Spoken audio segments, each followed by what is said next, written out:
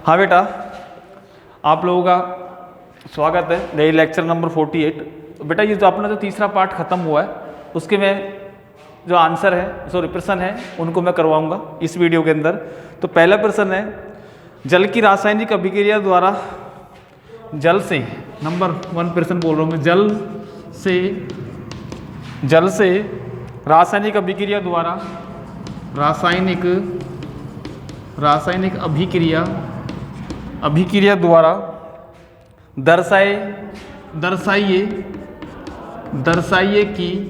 दर्शाइए कि Na2O, ये क्या है? सोडियम ऑक्साइड बेटा, है ना। Na2 एक क्षारीय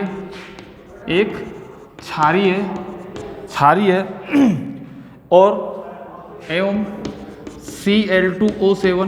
Cl2O7 एक अम्लीय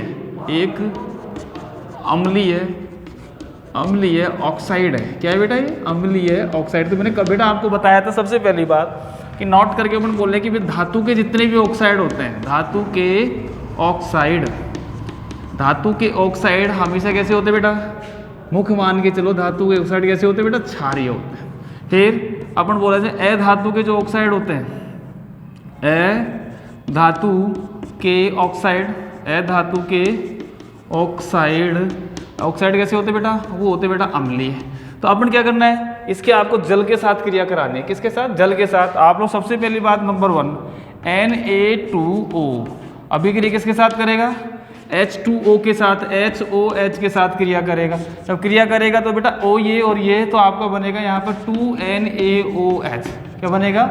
और इसको क्या बोलेंगे? Sodium hydroxide. क्या है बेटा? क्षार।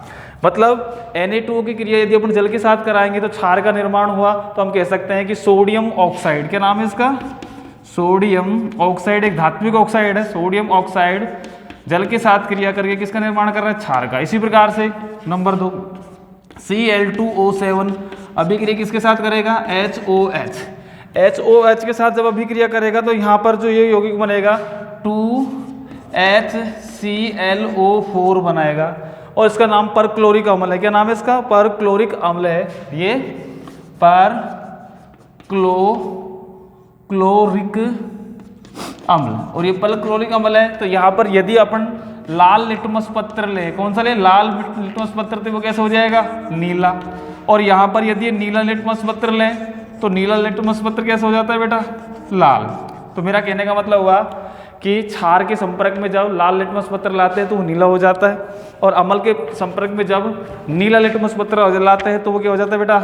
लाल हो जाता है। ठीक, तो ये था बेटा आपका सवाल। जब समझ में आ गया होगा कि धातु के ऑक्साइड कैसे होते हैं? क्षारीय। अधातु के ऑक्साइड कैसे होते हैं? अम्लीय। ठीक, तो ये था आपका पहला सवाल।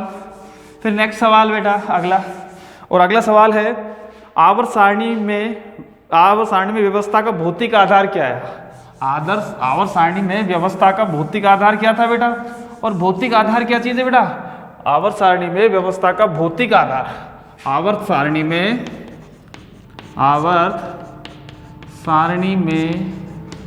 व्यवस्था का भौतिक आधार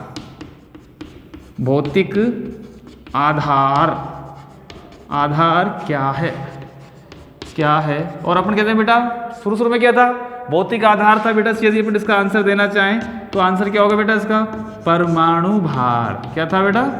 परमाणु भार। अपन ने बोला जब तत्वों को उनके बढ़ते हुए परमाणु भार, जैसे हमने बोला कैसे मेंडलीव का आवर्त नियम, तत्वों को उनके बढ़ते हुए परमाणु भार के क्रम में व्यवस्थित करते हो, तो तत्वों के भौतिक गुण, रासायनिक गुणधर्म उसके आवर्ती परमाणु भार के क्या होते हैं? आवर्ती फलन होते हैं। अगला सवाल, मेंडलीव ने किस महत्वपूर्ण गुणधर्म को अपनी आवर्त सारणी में तत्वों का वर्गीकरण का आधार बनाया? क्या वे उस पर दृढ़ पाए? आधार, वही प्रश्न, आधार क्या था बेटा? परमाणु भार। वो उस पर दृढ़ नहीं है। कहने का मतलब अपन जानते हैं परमाणु क्रमांक के आधार पर थी अपनी कौन सी? मोजले की आवर्त सारणी। ये है बेटा आपका पहला और दूसरा सवाल। अगला सवाल, मेंडलीव के आवर्त नियम और आधुनिक आवर्त नियम में मौलिक अंतर क्या है? मेंडलीव के आवर्त नियम और मोजले के आवर्त नियम में मौलिक अंतर क्या है? वो मेंडलीव की आवर्त सारणी परमाणु भार पर आधारित है, जबकि मोजले की आवर्त सारणी परमाणु क्रमांक पर आधारित है। ये इसका एक मौलिक अंतर है। ठीक है बेटा। अगला सवाल, आवर्त और वर्ग के पदों पर ये बताइए कि z बराबर 14 कहाँ स्थित है। ठीक है, सवाल क्या है, आवर्त व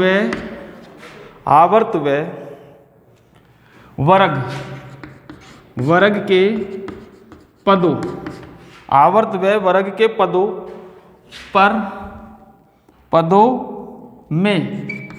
पदों में यह बताइए कि z बराबर 14 कहाँ स्थित है। ठीक है बेटा। अब इसका तरीका बता देता हूँ तुमको। सबसे पहले z बराबर 14, आपको इलेक्ट्रॉनिक विन्यास लिखना है 1s2 2s2 2p6 3s2 और 3p2 हो गए टोटल। अब यहाँ पर क्या होगा बेटा, 10 प्लस ns प्लस 10 np के इलेक्ट्रॉन की संख्या। यहाँ पर ज्ञात करेंगे कैसे, तो 10 प्लस s में कितने हैं बेटा, s में कितने 2 प्लस p में कितने 2 बराबर कितना आएगा 14। तो यहाँ पर आप लोगों का वर्ग संख्या कौन सी है, वर्ग संख्या आपका क्या हो गया 14। वर्ग संख्या 14 का तत्व है और अपन जानते हैं कि 14 परमाणु क्रमांक किसका होता है, सिलिकॉन का होता है। तो वो अपना आवर्त कौन सा हुआ, कौन सा आवर्त हुआ, वो आपका बेटा आवर्त जो है, इस हिसाब से बोलोगे कि आवर्त कौन सा है ये, और आवर्त बराबर जो भाई है कि यहाँ पर कौन सा आवर्त है, ये तीसरा आवर्त। कौन सा है, तीसरा आवर्त। तो तीसरा आवर्त कैसे हुआ भाई, तुम कोर्स में देख लेना कि ये कौन सा है, 3 से शुरू है। तो यहाँ पर मुख्य क्वांटम संख्या अर्थात n का जो मान है वो 3 है, तो आवर्त होगा आप लोगों का तीसरा। तो वर्ग संख्या कैसे निकालोगे, अंतिम इलेक्ट्रॉन तो 10 प्लस ns के इलेक्ट्रॉन प्लस 10 np के इलेक्ट्रॉन की संख्या, तो जोड़ोगे बेटा। ns में कितने हैं यहाँ पे, इस वाले में देखना है, बाहर वाले में 2, इस वाले में कितने हैं 2, तो टोटल कितने हो गए 14। तो वर्ग संख्या कौन सी है 14 है और आवर्त संख्या तीसरा है। ठीक है बेटा। तो ये सवाल आपका हो गया कंप्लीट। अब अगला सवाल है कि उस तत्व का परमाणु क्रमांक लिखिए जो आवर्त सारणी में तीसरे आवर्त और 17वें वर्ग में उपस्थित है। ठीक है बेटा। अब सुनो, आप लोगों की बात करो तो 17वें वर्ग के अंदर तत्व की बात करें, 17वां वर्ग फ्लोरीन है, क्लोरीन है, ब्रोमीन है, आयोडीन है। पहला आवर्त तो आप लोगों को खत्म हो गया, ये आपका सेकंड आवर्त, ये आपका थर्ड आवर्त, ये फोर्थ आवर्त और ये कितना है फिफ्थ आवर्त। ठीक है। अब ये फिफ्थ आवर्त की अपन बात करें तो यहाँ पर वर्ग संख्या तो 17।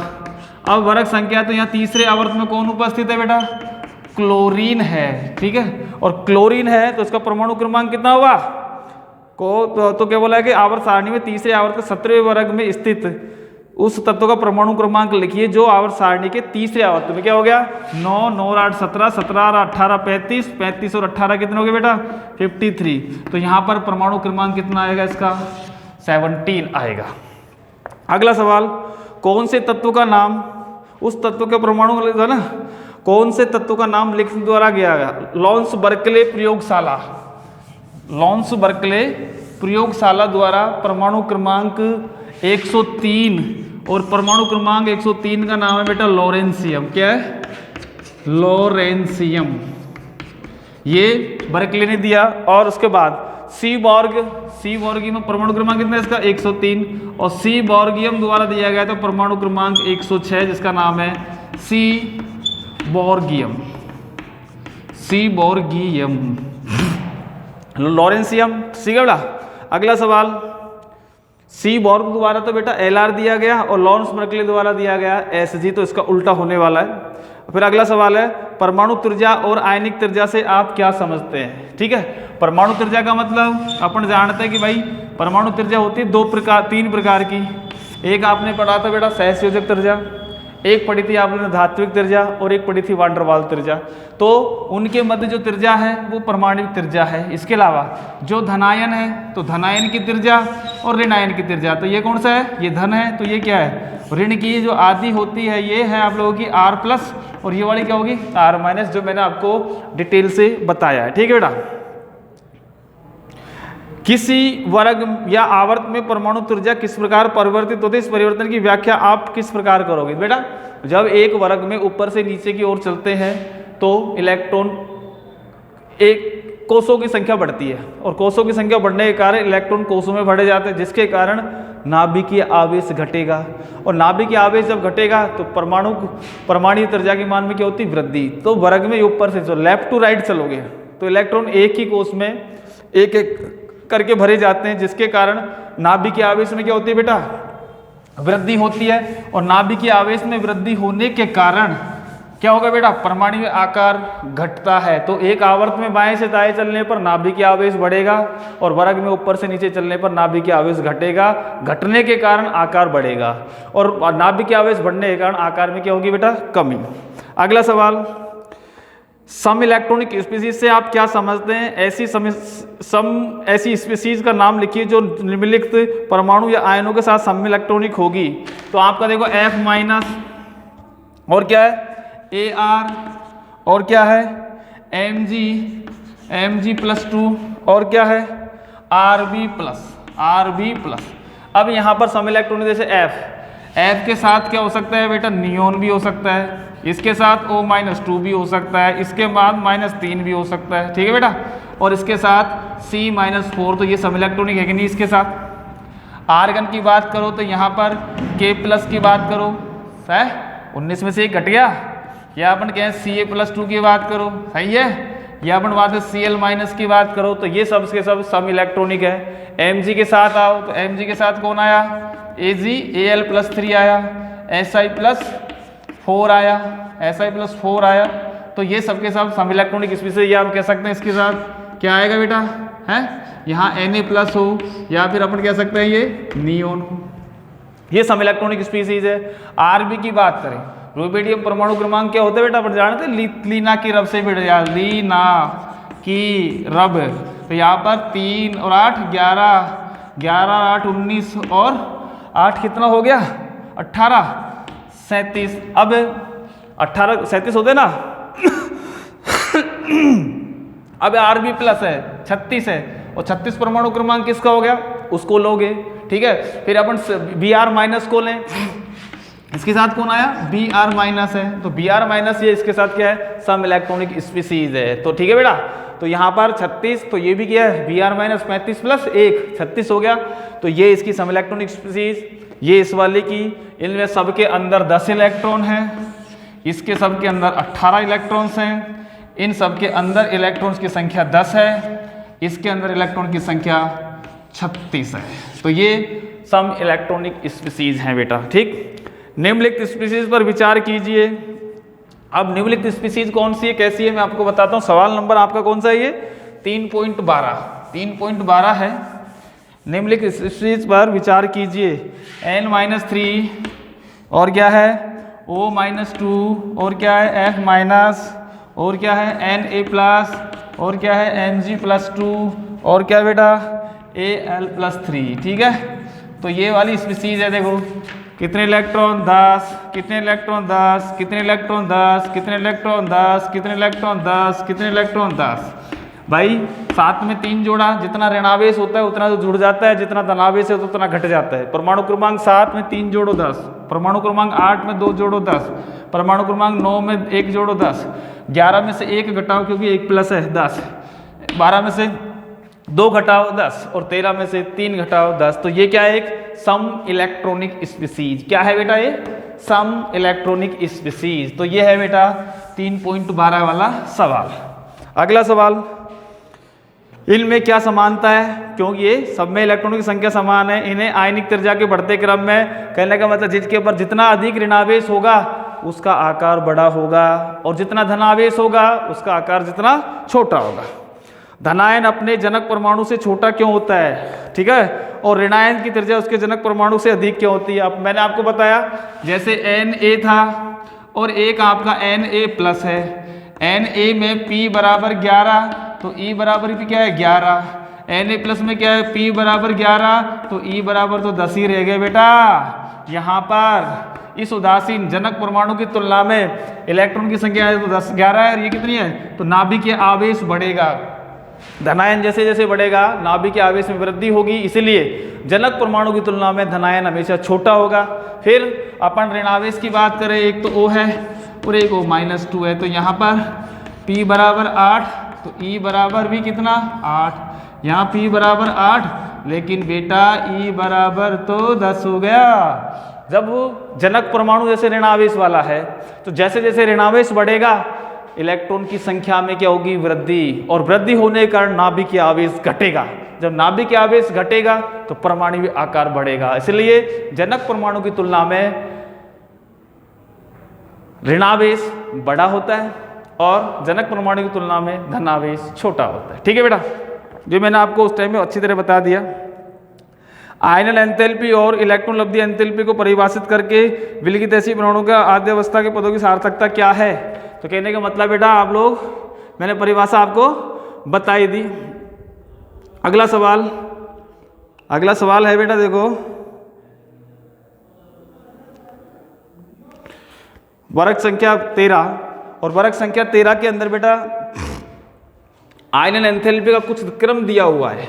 आयनल एंथैल्पी का क्या दिया हुआ है, क्रम दिया हुआ है। तो पूछा गया कि वैसे इस विचलन का कारण क्या है। जय बोरॉन, एल्यूमिनियम, गैलियम, इंडियम और थैलियम। B बराबर 801 दिया हुआ है, क्या डेल्टा HI आयनल एंथैल्पी का मान 577 दिया हुआ है, 579 दिया है, 79 दिया हुआ है, 558 दिया हुआ है और 589 दिया हुआ है। सुनो, अब बोला है कि इस विचलन का कारण क्या है कि भाई जब वर्ग में ऊपर से नीचे की ओर चलते हो तो आयनल एंथैल्पी का मान घटता है। अब यहाँ से यहाँ देखो, यहाँ 801 से 577 समझ में आता है, लेकिन 577 से यहाँ पर 579 समझ में नहीं आता। कहने का 77 नीचे होना चाहिए, ऊपर होना चाहिए। मैंने आपको बताया कि यहाँ पर परमाणु क्रमांक 13 और परमाणु क्रमांक 31। अब गैलियम के अंदर, गैलियम G है, उसके अंदर जो परमाणु का 31 है, उसमें 3D में 10 इलेक्ट्रॉन जो है वो एक एक करके भरे जाएंगे। 10 इलेक्ट्रॉन क्या जाएंगे, एक एक करके भरे जाएंगे, जिसके कारण नाभिकीय आवेश में वृद्धि होती है। और नाभिकीय आवेश में वृद्धि होने के कारण गैलियम की प्रथम आयनन एंथैल्पी का जो मान है एल्यूमिनियम से अधिक हो जाता है। ठीक है, क्या होगा कि भाई देखो बेटा 13 और 31 है ना, अब यहाँ 3D कक्षा का आया कि नहीं आया, और 3D में कितने इलेक्ट्रॉन भरोगे, 10 भरोगे। जब 10 भरोगे तो एक एक करके भरे जाते हैं। भले पता है लड्डू खाने का सिस्टम, भाई एक एक लड्डू खा रहे हो, आसानी से खाओगे। एक बार में 8, एक बार में 32, एक बार में 18 जाएंगे, तो आपको खाने की जो क्षमता है अर्थात नाभिकीय आवेश क्या होगा, घटेगा और परमाणु आकार बढ़ेगा। ठीक, अब परमाणु आकार यदि बढ़ गया तो भाई तुमको उसका इलेक्ट्रॉन आसानी से निकलेगा। तो मेरा यहाँ कहने का मतलब है कि यहाँ पर नाभिकीय आवेश क्या हो जाएगा, बढ़ जाता है, और बढ़ने के कारण गैलियम की प्रथम आयनल एंथैल्पी का मान एल्यूमिनियम से क्या हो जाता है, अधिक। अब यहाँ से यहाँ आए तो यहाँ पर बेटा आता है बेटा एक प्रभाव को बोलोगे अक्रिय युग्म प्रभाव। क्या बोलोगे, अक्रिय। और अक्रिय युग्म प्रभाव के कारण 558 से 589 हो चुकी है। ठीक है बेटा, तो ये सवाल था आप लोगों का। अगला सवाल है बेटा, तत्वों के निम्नलिखित युग्मों से लब्धि अधिक ऋणात्मक होगी O और F की, O और F में, और उसके बाद कौन है बेटा, F और Cl में। तो आपको बताया कि मैंने इलेक्ट्रोलब्धि एंथैल्पी क्लोरीन की सबसे अधिक, उससे कम फ्लोरीन की, उससे कम ऑक्सीजन की होती है। ठीक, तो आपको बताया था यहाँ पे fluorine, chlorine, oxygen, sulphur, nitrogen, phosphorus, सबसे अधिक इसकी, उससे कम, उससे, और फिर उसके बाद। तो यहाँ पर F की अधिक होगी, O की कम होगी, Cl की अधिक होगी, F की कम होगी, जो मैंने आपको बता दिया था। क्या आप सोचते हैं कि ऑक्सीजन की द्वितीयक इलेक्ट्रॉन लब्धि एंथैल्पी प्रथम इलेक्ट्रॉन लब्धि एंथैल्पी के समान है, धनात्मक है, अधिक ऋणात्मक है, कम ऋणात्मक है? उत्तर की पुष्टि कीजिए। देखिए ऑक्सीजन परमाणु क्रमांक 1s2 2s2 2p4, एक इलेक्ट्रॉन निकला 2p3 हो गया, तो प्रथम इलेक्ट्रॉन लब्धि एंथैल्पी EA फर्स्ट, और ये EA क्या है बेटा आपकी सेकंड। अब यहाँ पर सबसे पहली बात आप लोगों को बोलो कि यहाँ पर आपसे प्रश्न पूछा गया है कि एंथैल्पी प्रथम इलेक्ट्रॉन लब्धि एंथैल्पी का मान समान धनात्मक अधिक ऋणात्मक। वो देखो शुरू में तो ऋणात्मक होगा, लेकिन दूसरी कंडीशन में क्या होगा बेटा, धनात्मक होगा। क्या होने वाला, धनात्मक, क्योंकि यहाँ पर आपको कहने का मतलब मेरा बेटा ये 4 हो गया।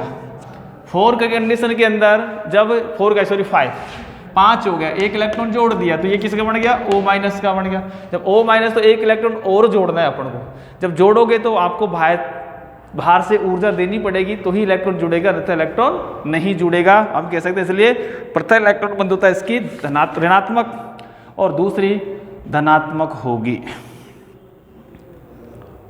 इलेक्ट्रॉन लब्धि एंथैल्पी और विद्युत इलेक्ट्रॉन ऋणात्मकता में क्या अंतर है। इलेक्ट्रॉन लब्धि एंथैल्पी का मतलब क्या है बेटा, किसी विलगित गैसीय परमाणु के बाह्यतम कोश में इलेक्ट्रॉन को जोड़ने पर हुआ ऊर्जा परिवर्तन इलेक्ट्रॉन लब्धि एंथैल्पी कहलाएगा।